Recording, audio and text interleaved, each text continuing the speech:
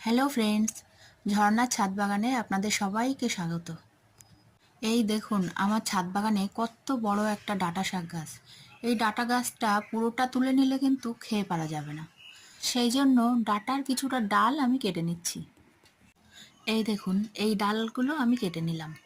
আজকে বানাবো ডাঁটা দিয়ে, কাঁঠালের আটি দিয়ে আর আলু দিয়ে একটা চচ্চড়ি। তো ডাঁটা, আলু আর কাঁঠালের আটি একসঙ্গে সিদ্ধ করে নিলাম, তারপরে কড়াইতে তেল দিয়ে পাঁচফোড়ন দিয়ে আলুগুলো ভেজে নিলাম। এবার আদা, জিরে আর কাঁচা লঙ্কা বাটা দিয়ে ভালো করে নেড়ে চেড়ে কাঁঠালের আটি আর ডাঁটাটা ঢেলে দিলাম।